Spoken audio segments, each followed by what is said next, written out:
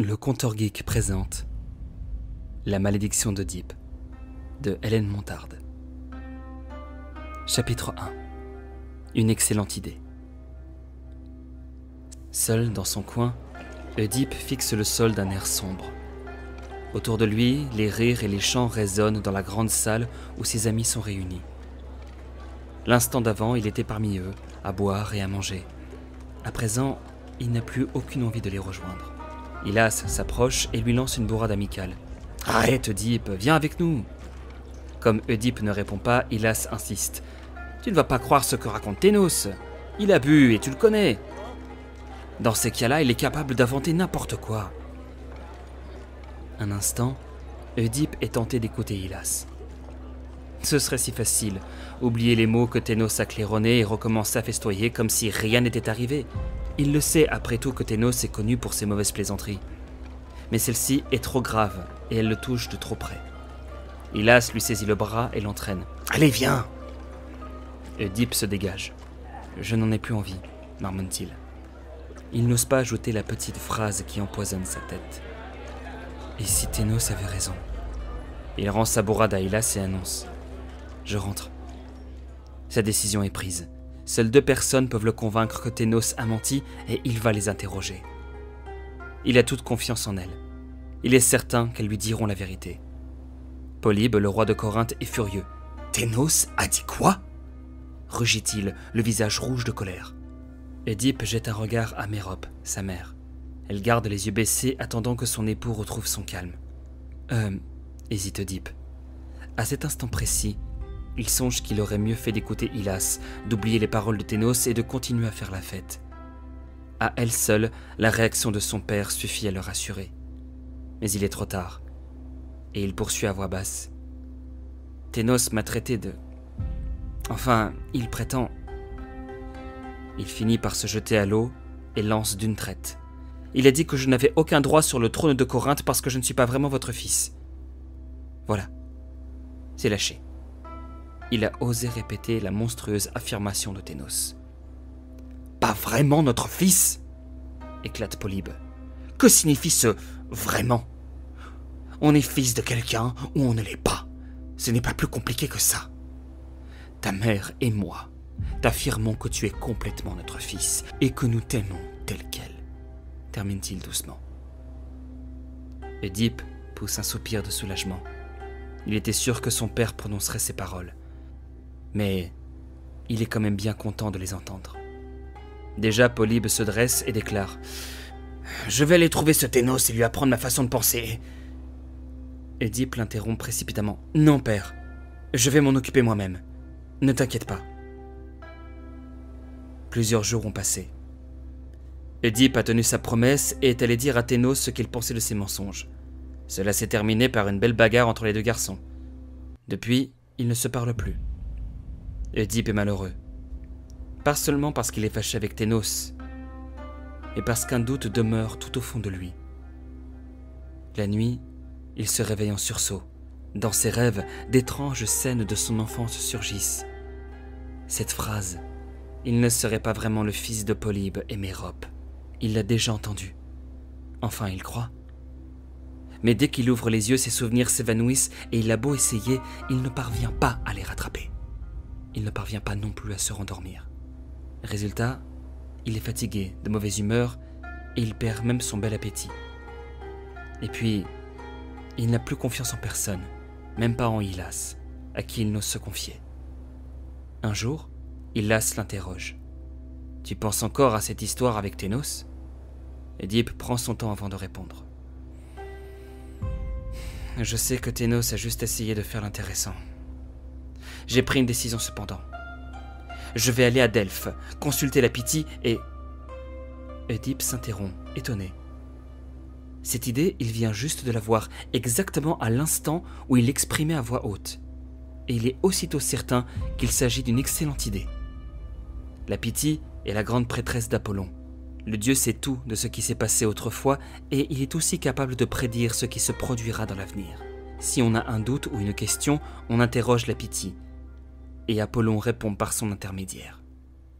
Œdipe est très content. À Delphes, il est sûr d'apprendre quelque chose sur lui-même. Chapitre 2. Question simple, réponse étrange. Dès le lendemain, Oedipe revêt une tenue de voyageur, de bonnes sandales pour marcher sur les chemins, un grand manteau pour se protéger du froid et de la pluie, un chapeau pour affronter le soleil, un long bâton pour l'aider à grimper les côtes et pour se défendre si nécessaire, et une besace pour ranger ses provisions. Puis il se met en route. Il traverse des plaines, franchit un bras de mer, s'engage dans les montagnes. Bientôt, il parvient à Delphes et s'arrête, frappé par la beauté des lieux.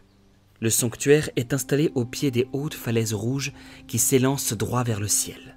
Des dizaines de temples s'étagent les uns au-dessus des autres, ruisselant de lumière. En bas, dans la vallée, une plaine couverte d'oliviers frémit sous le vent, jusqu'à la ligne bleue de la mer qui scintille à l'horizon.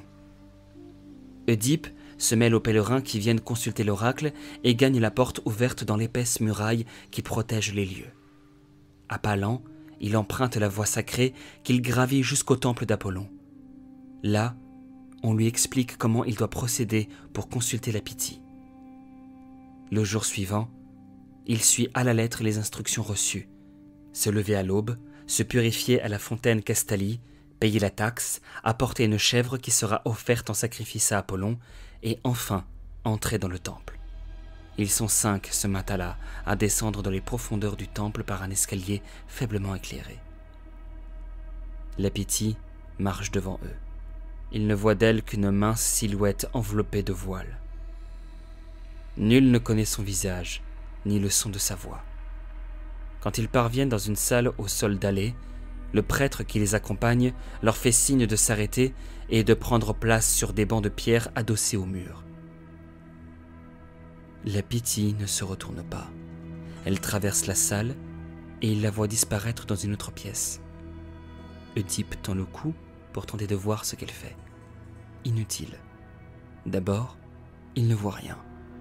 Et ensuite, le prêtre explique à voix basse: elle boit l'eau de la source Cassotis qui lui donnera l'inspiration. À présent, elle mâche des feuilles de laurier pour faire venir le dieu. La voilà qui s'installe sur son siège. Ce n'est pas un siège comme les autres, mais un trépied assez haut. Il est placé au-dessus d'une crevasse d'où montent des vapeurs. Le prêtre se tait. Des bruits étranges proviennent de la pièce voisine, tandis qu'un parfum inconnu se répand. Des voix retentissent, mais impossible de saisir une parole. Parfois, un grondement remplace la voix, ou alors un grand éclat de rire fait frissonner les 5 pèlerins. Le prêtre est resté debout, la tête basse. Il écoute, car lui seul saura transmettre aux pèlerins les paroles du Dieu. De temps en temps, il hoche la tête. À un moment, il se retourne et lance à Oedipe un lourd regard. Oedipe a la bouche sèche. Il comprend que la Pythie vient de répondre à la question qu'il a posée au dieu juste avant de rentrer dans le temple. Une question très simple. Polybe et Mérope sont-ils bien mes parents? Il doit attendre encore un long moment. Peu à peu, les voix se taisent et l'odeur s'estompe. La salle où les pèlerins se trouvent redevient une salle comme les autres. Mais eux savent qu'ils ne seront plus jamais tout à fait comme les autres, car le dieu a répondu à leur interrogation. Le prêtre passe de l'un à l'autre et énonce les réponses. Les oreilles d'Oedipe bourdonnent si fort qu'il ne parvient pas à entendre une seule parole. Heureusement, quand le prêtre s'arrête devant lui, le bourdonnement cesse et les mots résonnent, terribles. Toi, Oedipe, ton destin est tracé. Tu tueras ton père et tu épouseras ta mère. Oedipe est figé sur place, la bouche ouverte, l'œil vide, les poumons prêts à exploser. Il ne respire plus. Quand il reprend son souffle, il bégaye. Mais ce n'était pas ça ma question. Trop tard. Le prêtre a tourné les talons. Oedipe voudrait se précipiter dans la pièce voisine, interroger lui-même la Pythie, lui dire que le prêtre se trompe, que ses paroles ne s'adressaient pas à lui, qu'il y a une erreur. Mais la porte est close, et les pèlerins commencent déjà à remonter les marches, chacun emportant ses réponses avec lui. Oedipe leur emboîte le pas. Peu à peu, ses pensées s'organisent, et il a honte d'avoir douté du prêtre, comme si un prêtre d'Apollon pouvait commettre une erreur. Il se hâte d'effectuer un sacrifice pour effacer ce vilain soupçon et ne pas s'attirer la colère du dieu. Puis il commence à réfléchir. La Pythie n'a pas répondu à sa question. Mais elle a fait beaucoup plus. Elle lui a donné un avertissement. Et donc, indirectement, elle a répondu. Oui, Polybe et Mérope sont bien ses parents. Mais s'il ne prend pas garde, la terrible prédiction s'accomplira. Comme il a bien fait de venir la consulter. Grâce à elle, il sait ce qu'il doit faire à présent, ne pas retourner à Corinthe. Encore mieux, fuir aussi loin que possible. Ainsi, s'il ne revoit pas ses parents, rien n'arrivera. C'est le prix à payer pour éviter que l'irréparable se produise. Les yeux pleins de larmes, Édipe franchit les portes du sanctuaire et tourne le dos à Delphes, à Corinthe et à sa vie passée.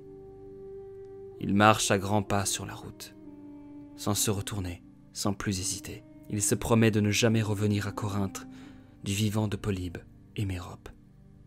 Il sait aussi qu'aucun jour de sa vie ne s'écoulera sans qu'il ait une pensée pour eux. Chapitre 3. Une rencontre fâcheuse. Édipe marche, les lèvres serrées et le regard fixe. En quelques jours, il a l'impression d'avoir vieilli de plusieurs années. Son avenir était tout tracé. Fils de roi, il prendrait la suite de son père. Et voilà qu'il n'a plus rien. Son avenir, il devra l'inventer. La route s'enfonce dans la montagne, suit des précipices vertigineux ou se faufile entre de sombres rochers. Bientôt, elle dévoile une autre route qui part vers le nord. Le carrefour est étroit et bloqué par de jeunes chevaux qui, attelés à un char, piaffent nerveusement. 5 serviteurs s'agitent sous les ordres d'un homme dressé sur le char. Il est grand, ses cheveux commencent à blanchir et sa voix est autoritaire. Les chevaux se calment et s'engagent sur la route d'où arrive Édipe. L'un des serviteurs lui lance « Pousse-toi, voyageur, tu encombres le chemin !» Piqué au vif, Édipe répond « Moi ? Tout seul à pied, j'encombre le chemin, alors que vous êtes 6 avec un char et des chevaux que vous n'êtes pas capable de tenir. C'est plutôt à vous de me laisser la place. » Et il se plante au milieu de la route, les jambes écartées, bien décidé à ne pas céder. « Chassez-moi cet impertinent !» ordonne l'homme sur le char, sans même effleurer Édipe du regard. Aussitôt, 2 valets se précipitent. D'un habile coup de bâton, Édipe les déséquilibre. La tête du premier heurte un rocher, tandis que le deuxième roule sous les sabots des chevaux qui se cabrent. Furieux, l'homme du char brandit son fouet et en cingle Édipe. Fou de rage, Édipe réagit aussitôt. Il lève son bâton et l'abat sur la tête de l'homme. Puis, il le jette à bas du char et s'acharne sur lui. 2 valets viennent à son secours. Tant pis pour eux. Édipe ne sent plus sa force. Il les massacre. Le dernier valet ne demande pas son reste. Il s'enfuit à toutes jambes.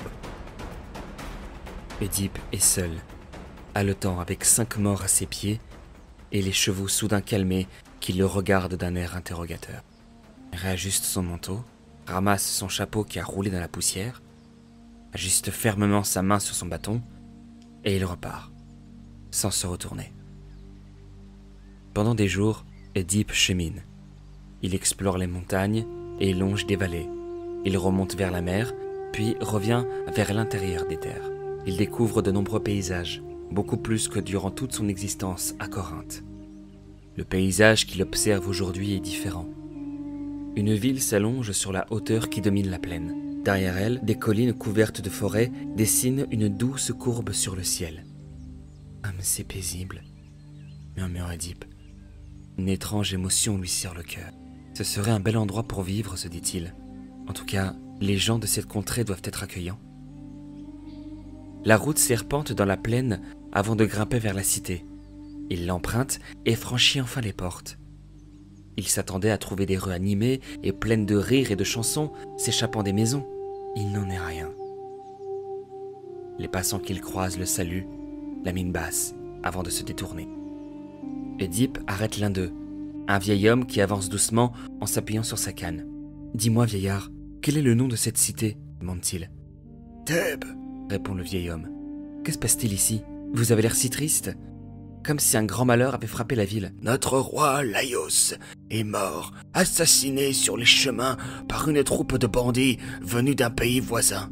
Et que faisait votre roi sur les chemins » interroge Oedipe. « Il se rendait à Delphes, consulter l'oracle. » L'homme considère Oedipe quelques instants, et voyant que celui-ci l'écoute avec attention, il poursuit. « Vois-tu, étranger, nous subissons la présence d'une drôle de créature. Elle se tient non loin d'ici, au bord de la route, et interpelle celui qui passe. Elle lui propose un marché. S'il résout l'énigme qu'elle va lui proposer, elle disparaîtra à tout jamais. Sinon... » « Sinon » révèle Oedipe. « Sinon, elle le dévore. Mais ces énigmes sont invraisemblables. Impossible de trouver la solution. Résultat, plus personne n'ose sortir de la ville et rares sont ceux qui veulent encore venir ici. »« Mais moi je ne l'ai pas vue cette créature » s'exclame Oedipe. « Parce que tu es arrivé par une autre route, » explique le vieillard. « Et votre roi était allé demander aux dieux comment se débarrasser de ce monstre, n'est-ce pas » l'interrompt Oedipe. « C'est ça. À présent, nous n'avons toujours pas de solution et nous n'avons plus de roi. » »« Qui dirige la cité alors ?»« Créon, le frère de notre reine, Jocaste. » »« Conduis-moi près de lui. » Créon répète la même histoire à Oedipe et conclut. « Je n'ose abandonner la cité pour aller à Delphes, et ici, nul ne veut courir le risque d'affronter ce monstre. »« À quoi ressemble-t-il » demande Oedipe. « C'est une sphinx, » répond Créon en frissonnant. « Une sphinx ?» Jamais Oedipe n'aurait pensé rencontrer une telle créature. Il n'hésite pas longtemps et propose. « Moi je n'ai rien à perdre, et j'ai assez envie de voir cette sphinx de mes propres yeux. Si tu me le permets, j'irai la trouver et j'essaierai de résoudre l'énigme. » Créon l'observe longuement et déclare. « Étranger, voici ce que j'ai décidé. Celui qui débarrassera Thèbes de la sphinx épousera la reine et deviendra notre roi. Es-tu prêt à l'accepter » Oedipe hoche la tête. « Alors, dit Créon, si les dieux le veulent, tu régneras sur Thèbes. » Chapitre 4. En voilà une énigme. Oedipe trouve facilement l'endroit que la sphinx occupe. Autour d'elle, le paysage est désolé, comme si le feu avait ravagé le pays. Les arbres sont morts, les cailloux ont remplacé l'herbe et des ossements jonchent les alentours. Il marche à pas prudents. Le monstre ne va-t-il pas jaillir de nulle part et lui tomber sur la tête ? Pour se défendre, il n'a que son bâton de voyageur. Il avance, de plus en plus lentement. L'air est si pesant qu'il a du mal à respirer. Le silence est total. Même les oiseaux ont déserté les lieux. Et soudain, il l'aperçoit. Elle est assise sur un rocher et pose sur lui un regard amusé. Oedipe s'arrête net. Jamais il n'a vu un visage de femme aussi gracieux, un teint frais et rose, de grands yeux malicieux, un nez droit et petit, une bouche qui s'étire en un sourire charmant, et des cheveux soyeux qui tombent sur un cou fragile. Cette tête est posée sur un buste tout aussi séduisant. Mais le reste du corps n'est pas celui d'une femme. C'est celui d'une lionne. 2 grandes ailes accrochées aux épaules complètent l'ensemble. Oedipe s'attendait à tout, sauf à cette créature si belle et si terrifiante. « Eh bien, ne reste pas planté là, » lui dit la sphinx d'une voix mélodieuse. « Approche. » Oedipe ne bouge pas. Quelque chose lui dit qu'il ferait mieux de partir en courant, de ne jamais remettre les pieds ni ici ni à Thèbes. La sphinx a dû deviner ses pensées, car elle éclate d'un rire léger. « Tu ne vas pas t'enfuir tout de même ?» Oedipe se reprend. Non, il ne s'enfuira pas. Il ne trahira pas la parole donnée à Créon. Il s'approche à pas lents. Juché sur un rocher, la sphinx est plus grande qu'il ne l'avait cru. Ou alors, elle grandit au fur et à mesure qu'il avance. Il s'arrête devant elle et grimpe sur une grosse pierre pour être à sa hauteur. Il n'y parvient pas tout à fait. Elle le domine d'encore une tête. Elle plonge son regard vert dans les yeux d'Oedipe et déclare « Voilà, C'est beaucoup mieux ainsi. Tu ne trouves pas? Oedipe s'apprête à approuver, mais il se retient. Il ne doit surtout pas oublier qu'il est en train de jouer avec un monstre terrible et que sa vie est en jeu. Tu es jeune, voyageur, et beau. Qu'est-ce qui t'amène ici? Oedipe s'éclaircit la voix et répond, essayant d'être aussi naturel que la Sphinx. J'avais envie de te rencontrer. Oh, c'est tellement gentil, s'exclame la Sphinx. Oedipe a de plus en plus de mal à croire que cette charmante créature est à l'origine des ossements qui jonchent le sol autour de lui. Ils ont dû se tromper à Thèbes, ou alors ils se sont moqués de lui et il a tout inventé. Leur roi assassiné par des brigands, les énigmes de la Sphinx, les voyageurs dévorés. Une petite voix dans sa tête tente de le raisonner. Est-ce que le paysage serait aussi désolé si cette Sphinx était vraiment celle qu'elle prétend être? D'ailleurs, la Sphinx fronce ses sourcils et annonce. Bon, tu connais le marché, je suppose. Oedipe acquiesce lentement. Il ne peut s'empêcher d'observer cependant. J'ai du mal à croire que tu sois la cause des ossements qui sont là. La Sphinx lui adresse un sourire taquin.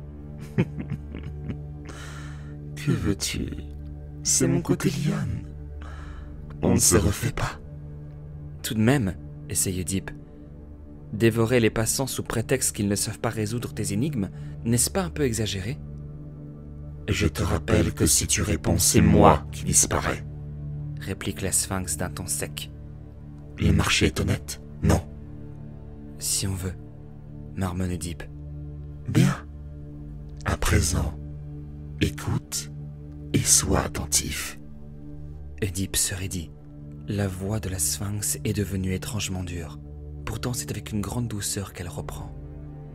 Voici l'énigme du jour. Quelle est la créature qui marche à 4 pattes le matin, à 2 pattes le midi, à 3 le soir, et est la plus faible quand elle en utilise le plus? 1000 pensées tourbillonnent dans la tête d'Oedipe, tandis que la peur s'empare de lui. Ils avaient raison, les Thébains. Les énigmes de ce monstre sont invraisemblables. Et puis, c'est impossible de se concentrer avec ce regard vert posé sur lui. La voix de la Sphinx lui parvient de très loin. Tu trouves? Je ne vais pas attendre toute la journée, moi. Oedipe se secoue. Il doit absolument se ressaisir. Il se répète l'énigme. 4 pattes le matin, 2 le midi, 3 le soir. Il s'examine, lui-même à 2 pattes. Et il en a toujours été ainsi. Puis ses yeux tombent sur son bâton, dont l'extrémité est plantée dans le sol à côté de son pied droit. Et une image lui revient, celle du vieil homme à qui il s'est adressé, à son arrivée à Thèbes. Il s'appuyait si fermement sur sa canne que celle-ci constituait presque une 3e jambe. Un sourire naît sur les lèvres d'Oedipe. Il l'a trouvé. Tu n'as plus beaucoup de temps, annonce la Sphinx. Je n'en ai pas besoin, réplique Oedipe. J'ai la réponse. La Sphinx hausse un sourcil. Vraiment? Vraiment. La Sphinx se redresse, déploie ses ailes et déclare. Je t'écoute. C'est l'homme, s'exclame Oedipe. À l'aube de sa vie, quand il est bébé, il se traîne à 4 pattes, et c'est là qu'il est le plus faible.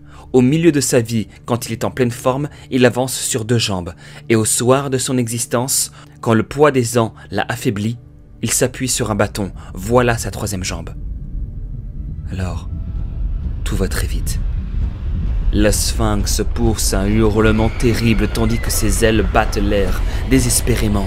Le rocher sur lequel elle est assise vacille et Oedipe sent la terre trembler sous ses pieds. Le sol s'ouvre soudain et un gouffre sans fond apparaît. La Sphinx bascule doucement, tente de se rattraper sans y parvenir. Elle lance un regard de détresse à Oedipe. Un instant, celui-ci a envie de se précipiter, mais il est cloué au sol. La Sphinx sombre dans les entrailles de la terre, et le gouffre se referme avec un claquement sec. Aussitôt, le ciel se dégage, les arbres reviennent à la vie, l'arbre reverdit et le chant des oiseaux éclate. Oedipe regarde autour de lui. La malédiction est levée. La Sphinx a disparu. À tout jamais. Chapitre 5. Une curieuse accusation. Les années ont passé. Oedipe est roi de Thèbes et il a épousé Jocaste. 4 enfants sont nés, 2 garçons, Éthéocle et Polynice, et 2 filles, Antigone et Ismène. Ils forment une famille unie et heureuse. Quant à la Sphinx, elle n'a plus jamais fait parler d'elle. Thèbes a retrouvé sa prospérité et tous s'accordent pour dire qu'Oedipe est vraiment un bon roi. Pourtant, depuis quelque temps, Oedipe est soucieux. Une épidémie s'est abattue sur Thèbes.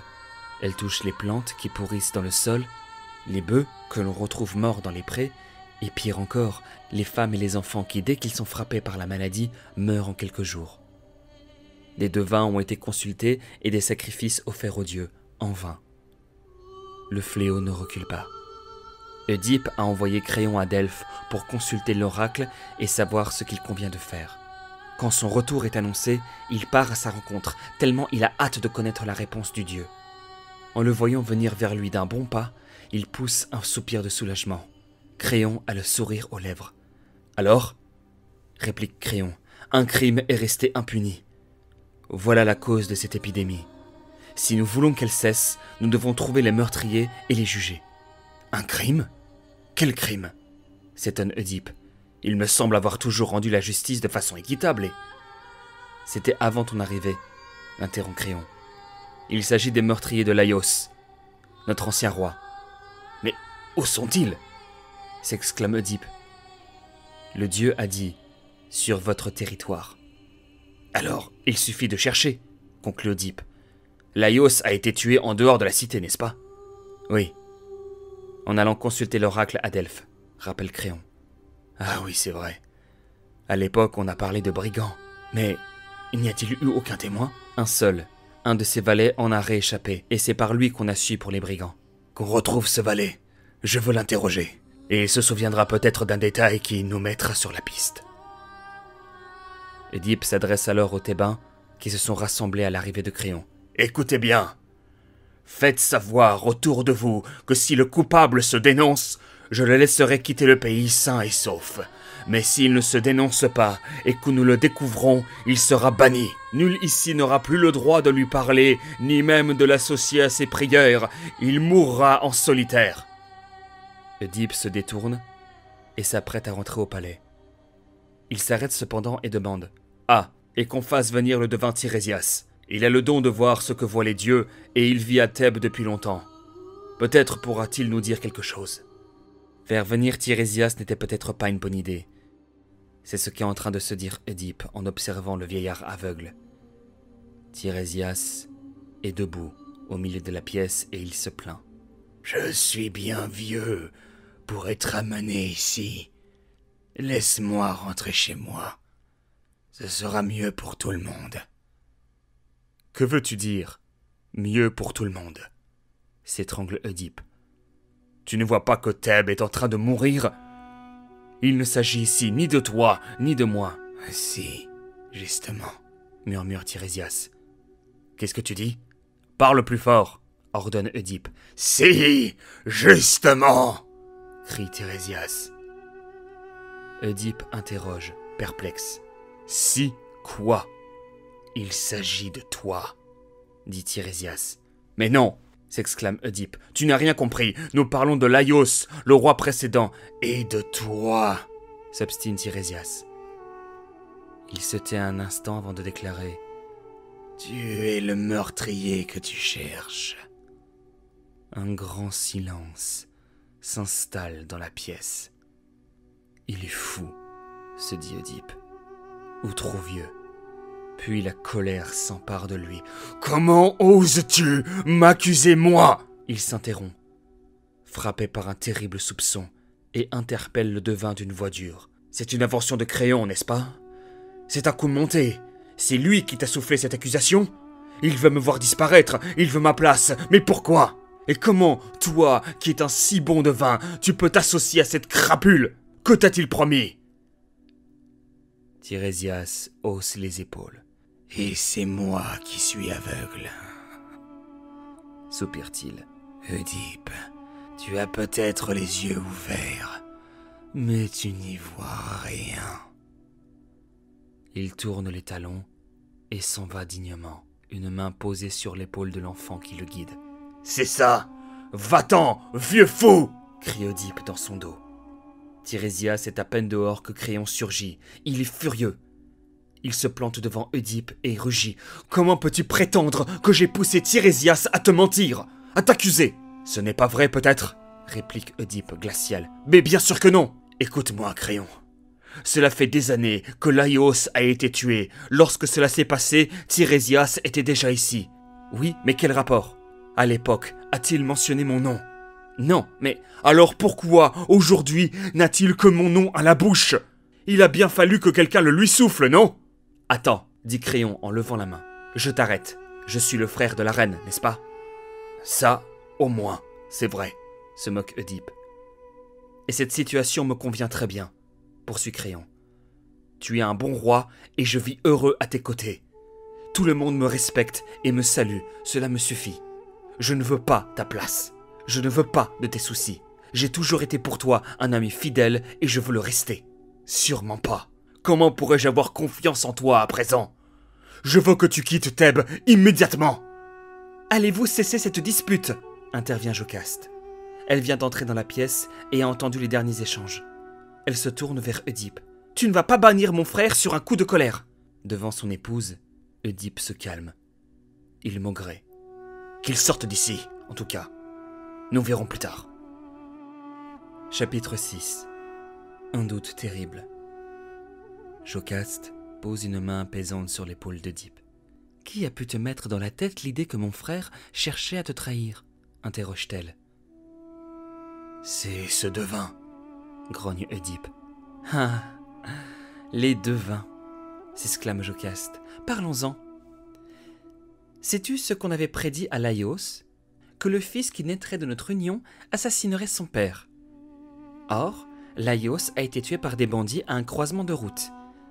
Quant à l'enfant, dès sa naissance, il a été abandonné dans les montagnes. Comment aurait-il survécu? Tu vois bien que tous les oracles ne s'accomplissent pas. Ne t'en inquiète pas. Oedipe ne l'écoute plus. Son visage a pâli tandis qu'une crainte lui noue l'estomac. Un détail l'a frappé dans les paroles de son épouse. Jocaste s'aperçoit de son trouble. « Qu'est-ce que tu as ?» demande-t-elle. Tu as parlé d'un croisement de route, dit-il. Dans quelle région était-ce? En Phocide. Là où la route de Daulis rejoint celle de Thèbes. Quand était-ce précisément? Peu avant que tu arrives dans cette ville et que tu nous débarrasses de cette sphinx. Une terrible douleur enserre les tempes d'Oedipe et il porte la main à sa tête en gémissant. Que t'arrive-t-il? S'alarme Jocaste. Dis-moi juste quel âge avait Laios et à quoi ressemblait-il?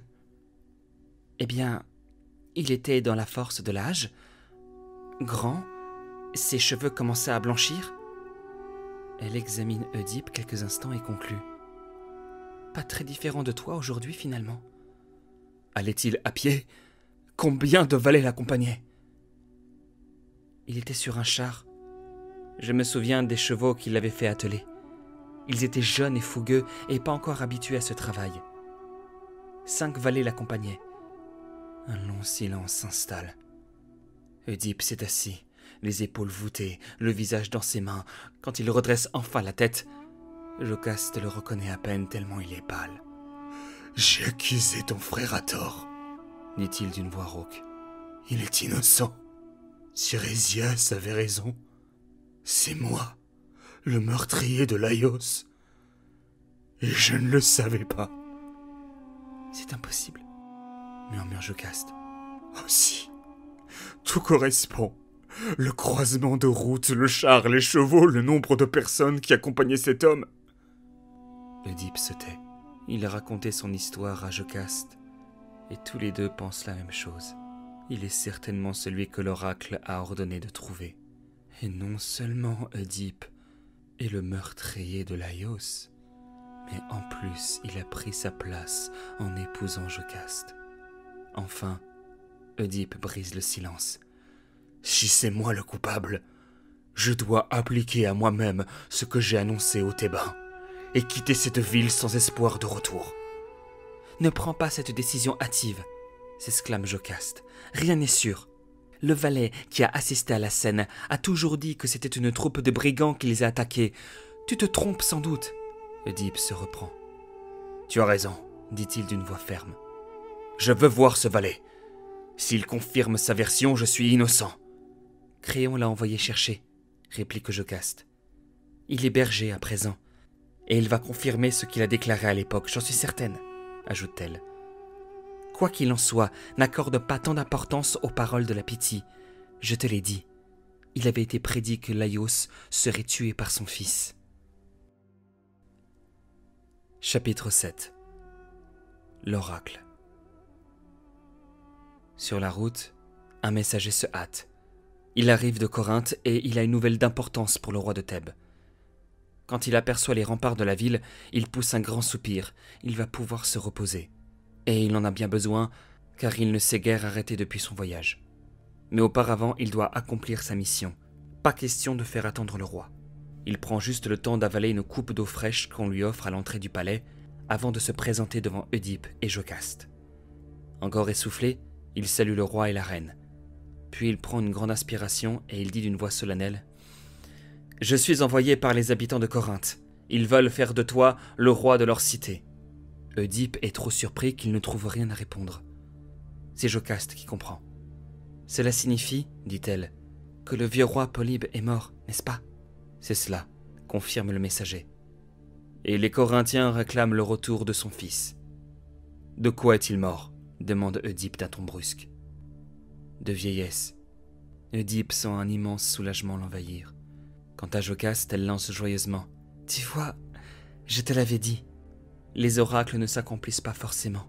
Lors de ton séjour à Delphes, ne t'avait-on pas prédit que tu tuerais ton père? Or, Polybe est mort, et tu n'y es pour rien. » Mais Oedipe reste fermement décidé à ne pas retourner à Corinthe, car Mérope, sa mère, y vit toujours, et il a beau ne plus tellement croire aux oracles, il ne peut oublier la seconde partie de celui qu'il a entendu alors qu'il n'était qu'un jeune homme. « Tu épouseras ta mère. » C'est ce qu'il explique au messager qui éclate de rire. Ah, j'aurais pu te rassurer plus tôt à ce sujet, tu n'as rien à craindre, je te le garantis. Oedipe le dévisage, perplexe. Pourquoi? Parce que Polybe et Mérope ne sont pas tes vrais parents. Tu ne risquais donc rien, et eux non plus. D'un seul coup, Oedipe se revoit des années auparavant. Il prend part à une fête et Ténos le regarde d'un air moqueur affirmant « Pourquoi deviendrais-tu le roi de Corinthe? Tu n'es pas le fils de ton père ?» Puis la voix de Polybe couvre celle de Ténos. « Ténos a dit quoi? Ta mère et moi t'affirmons que tu es complètement notre fils. »« Il m'a menti, » murmure Oedipe. Puis d'un coup, la lumière se fait dans son esprit et il se dresse, furieux, le doigt tendu vers le messager. « C'est toi qui mens! Tu es un menteur !» L'autre recule de 2 pas en bégayant.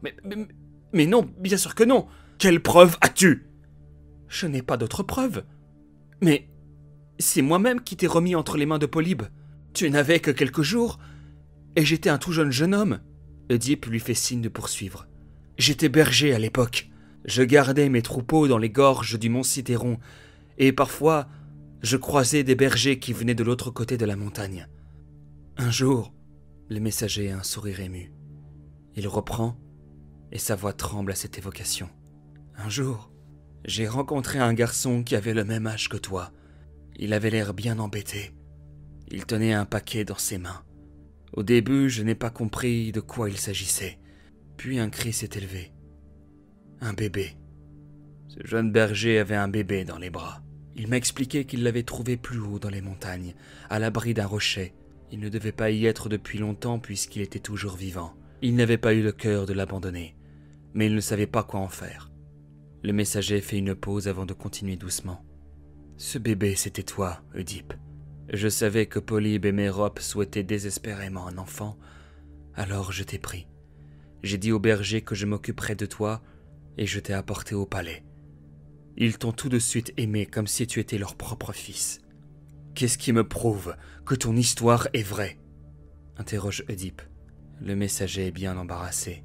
Il n'a que sa parole comme preuve, et si le roi persiste à le prendre pour un menteur, il y laissera sa vie. » Soudain, son visage s'illumine. « Le bébé que le berger m'a remis avait les chevilles percées et reliées entre elles par une courroie.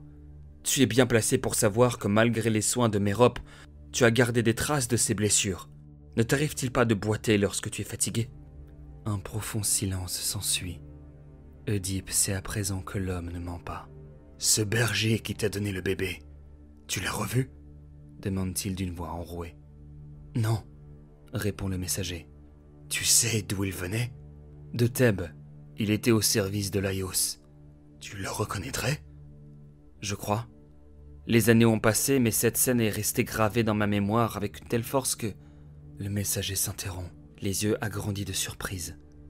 Tandis qu'il parlait, un homme est arrivé, que 2 gardes ont poussé dans la pièce jusque devant Oedipe. « C'est lui !» s'exclame le messager en pointant du doigt dans sa direction. « C'est lui, j'en suis certain !» L'homme qu'il désigne tente de s'enfuir, mais les gardes le retiennent fermement. « Nous t'amenons celui que tu voulais voir, » dit l'un des gardes. « Le témoin du meurtre de Laios, » complète l'autre. Oedipe passe sa main sur son visage. Tout est si confus dans son esprit. Il voudrait quitter la pièce, aller marcher dans les montagnes, oublier ce qui est en train de se passer ici. Il cherche des yeux Jocaste, en espérant une aide de sa part, mais elle a disparu. Il est seul. Tous attendent qu'il reprenne la parole. Il se force à articuler. « Tu es donc le témoin que nous cherchions. Et avant d'être le valet de Laios, tu étais berger sur le mont Cithéron. » L'homme est trop terrifié pour répondre. Oedipe enchaîne. « Te rappelles-tu avoir donné un bébé à cet homme ?» L'autre baisse la tête. « Si tu ne réponds pas, c'est que tu t'en souviens, » conclut Oedipe. Le messager intervient joyeusement. « Je suis content de te revoir, » dit-il à l'homme. « Et tu sais quoi? Le bébé en question est devant toi. Il est devenu roi de Thèbes. » L'homme lui lance un regard malheureux. « D'où venait ce bébé ?» reprend Oedipe. « Ne me demande pas cela, » gémit l'homme. « Si, et il vaut mieux pour toi que tu me répondes. »« Quelqu'un dans le palais me l'avait donné, » murmure-t-il. « Qui ?» L'homme reste muet. « Qui ?» tonne Oedipe. « La reine Jocaste. » C'est comme si la foudre venait de tomber aux pieds d'Oedipe. Il a compris, mais il ne parvient pas à y croire. Il demande encore. « Que devais-tu faire de ce bébé ?»« Le faire mourir. Mais je n'ai pas pu. C'est pour ça que je l'ai emporté loin et que j'ai prétendu que je l'avais trouvé. Tu as menti. »« J'ai menti, » reconnaît l'homme. « Et tu as encore menti quand tu as raconté qu'un groupe de brigands avait attaqué Laios. »« Oui, » dit l'homme d'une voix si basse qu'Oedipe l'entend à peine. « Il n'y avait qu'un homme ce jour-là, à ce croisement de route, n'est-ce pas? Un voyageur qui venait à votre rencontre. »« Oui. »« Alors ne me mens plus et dis-moi qui était cet homme. »« Toi !» lâche le berger en regardant Oedipe pour la première fois. L'oracle s'est accompli. Sans le savoir, Oedipe a tué son père et épousé sa mère. Jocaste n'a pas supporté la terrible nouvelle et il s'est donné la mort en se pendant. Quant à Oedipe, il s'est souvenu de ce qu'il avait déclaré aux habitants de Thèbes. Le meurtrier de Laios sera banni et condamné à errer sur les routes. Il a appliqué ce jugement à lui-même. Il s'est crevé les yeux pour ne plus voir ce qu'il avait commis. Il a repris son bâton et il a quitté Thèbes comme un mendiant. Seul? Non. Quand elle a appris son départ, sa fille Antigone est partie à sa recherche et elle l'a retrouvé. Il a posé une main sur son épaule et à présent c'est elle qui le guide sur les chemins de la Grèce.